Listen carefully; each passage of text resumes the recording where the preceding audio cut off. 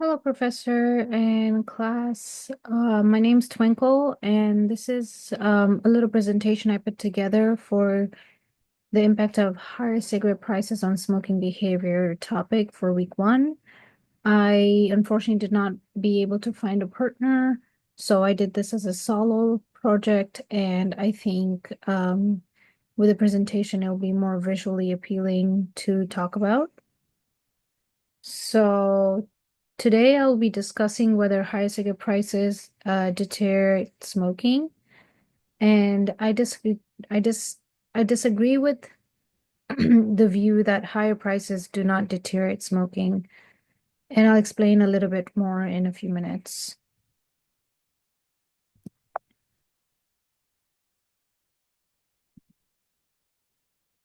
So the reason why I disagree with the view that higher cigarette prices do not deteriorate smoking is the argument presented is based on a simplistic understanding of the laws of supply and demand. Um, and it overlooks several key factors that influence consumer behavior. Firstly, the argument assumes that the demand for cigarette prices is perfectly elastic, meaning that a small change in price will lead to a proportionate change in quantity demand. However, the research has shown that the demand for cigarette is actually relatively inelastic, meaning that the significant price increase is needed to reduce consumption. So here on this slide, I have some information about that, where the argument against higher prices will be, and it assumes demand for cigarette is perfectly elastic. It ignores the impact of price increases on young people, um, assumes equilibrium prices remains unchanged, and fails to consider the impact of higher taxes on smoking-related health problems. And here we can see that the demand for cigarettes, again, shows that the research will show that its demand for cigarettes is relatively inelastic. We can also talk about nicotine addiction and social norms influence consumer behavior, as well as significant price increase needed to reduce consumption. Secondly, I'm going to talk about how it impacts on young people. So the argument ignores the fact that higher cigarette prices can lead to a reduction in smoking initiation among the young people.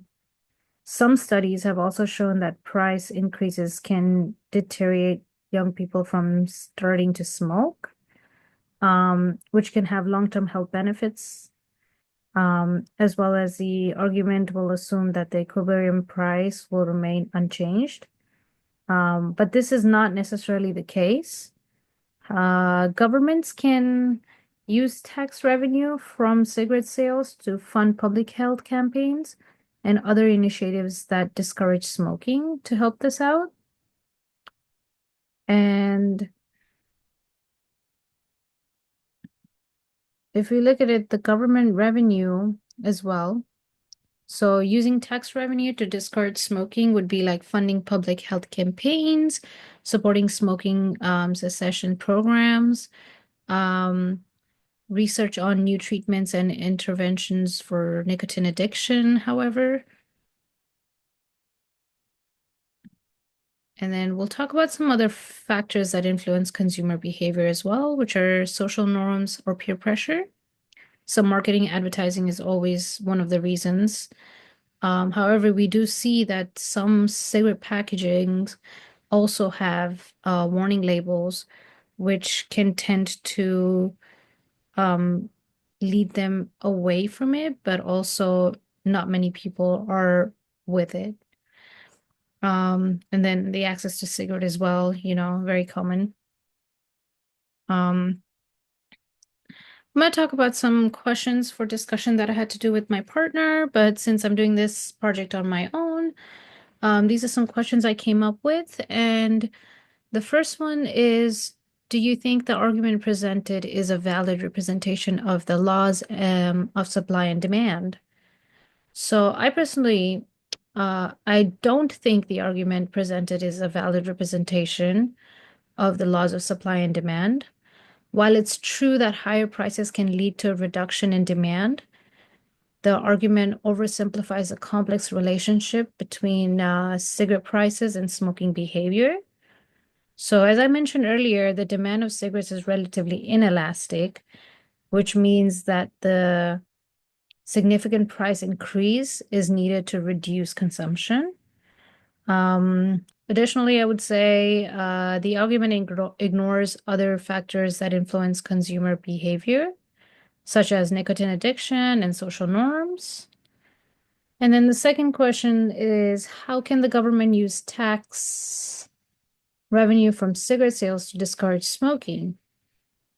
So I think the government can use tax revenue from cigarette sales to discourage smoking in several ways. For example, if they could use the revenue to fund public health campaigns that educate people about the risks of smoking and the benefit of quitting.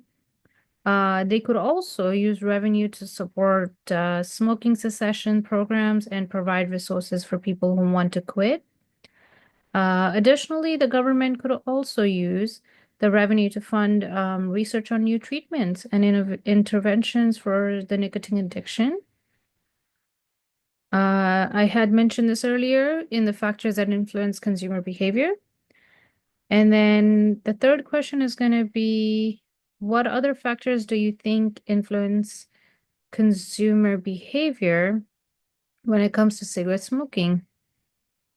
So I think there are several other factors that influence consumer behavior when it comes to cigarette smoking. One factor is social norms and peer pressure. I think, for example, there would be if a person's friend and family members smoke, they may be more likely to start smoking themselves. Another factor is marketing and advertising.